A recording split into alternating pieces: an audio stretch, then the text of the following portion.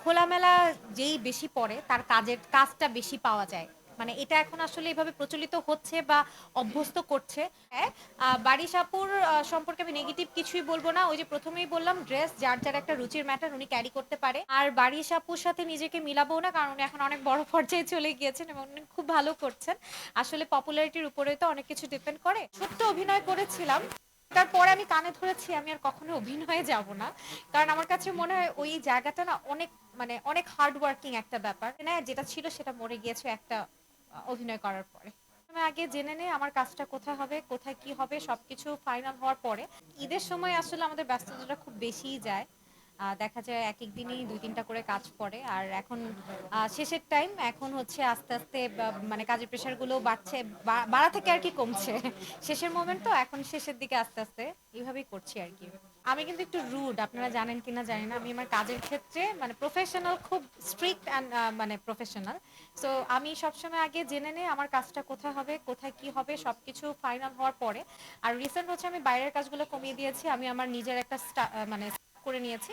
বাসা থেকেই আমি আমার সেটআপেই সবাই প্রোডাক্টগুলো পাঠাই গিয়ে আর খুব কম হচ্ছে গিয়ে করা হয়। সেক্ষেত্রেও আমার আগে থেকে আর কি সবকিছু মিক্স শিডিউল ফিক্স দেন আসলে করা হয়। সবকিছু মিলে ব্যস্ততা যাচ্ছে। ভাই আমি সব ধরনেরই সাথেই জড়িত। আমি শাড়ি, জুয়েলারি এভরিথিংই করা হয়। সো আমার তো আসলে প্রফেশন একটা না। আমি যেহেতু হোস্টিংও করছি, অ্যাঙ্করিংও করছি, তারপরে বেতারে আছি, দেন হচ্ছে আবার প্রমোশনের কাজেও আছি। ফ্যাশন মডেলিং গুলোও করছি। তো সবকিছু মিলে আমি কিন্তু ডিফারেন্ট, ডিফারেন্ট সেক্টর গুলোতেই আছি। সো আমার মোটামুটি সব ধরনের কাজ করা। হ্যাঁ, আজকে আমার একটু ডিফারেন্ট একটা সেক্টরে চলে আসা হয়েছে। মেন্স কালেকশন মেন্স হচ্ছে সেলুনে। একটু ডিফারেন্ট এক্সপেরিয়েন্স সব মিলিয়ে ভালো লাগছে। একটা ছোট্ট অভিনয় করেছিলাম। তারপরে আমি কানে ধরেছি আমি আর কখনো অভিনয়ে যাব না। কারণ আমার কাছে মনে হয় ওই জায়গাটা না অনেক হার্ড ওয়ার্কিং একটা ব্যাপার। সো ওই জায়গাটা আসলে আমি নিজেকে ওভাবে ছোটবেলা থেকে ক্রিয়েট করি না। আসলে এই জায়গাটাতে আমার একটা ড্রিম ছিল যে আমি ব্র্যান্ড প্রমোশনের কাজ করব, আমি অ্যাঙ্করিং করব, আমি উপস্থাপনা করব। সো এটা আমি নিজেকে ওভাবে প্রস্তুত করে নিয়েছি। আমি ওইভাবে নিজের মেন্টালিটাকে সেট আপ করিনি যে অভিনয়ে আসব। সো এখন পর্যন্ত ইচ্ছে নেই যেটা ছিল সেটা মরে গিয়েছে একটা অভিনয় করার পরে। একেকজনের তো একেক রকম প্যাশনে বা হচ্ছে যেভাবে অনেকে চায় যে লাইক আমার একটু ওয়েস্টার্ন টাইপের ড্রেস পরতে হবে। সো এটা যার ব্যাপার। হ্যাঁ, সো আমার ক্ষেত্রে আমার কিছু সিলেক্টিভ জিনিস আছে যে আমি এই ধরনের বা এই ক্যাটাগরির প্রোডাক্টগুলো প্রমোট করব, তার বাহিরে আমি করি না। হ্যাঁ, সো ওইটা আসলে ম্যাটার করে যে আসলে তারা কিভাবে প্রমোশনটা চায়। প্রথমত ড্রেসটা হচ্ছে যার পার্সোনাল ম্যাটার। যে যেভাবে ক্যারি করে এটা ক্যারির উপরে ডিপেন্ড করে। উনি ক্যারি করতে পারে, উনি করে। কিন্তু আমি পারি না, আমি কখনোই এইভাবে ড্রেস আপ ক্যারি করব না। আর বারিশ আপুর সাথে নিজেকে মিলাবও না কারণ উনি এখন অনেক বড় পর্যায়ে চলে গিয়েছেন এবং উনি খুব ভালো করছেন। আসলে পপুলারিটির উপরে তো অনেক কিছু ডিপেন্ড করে।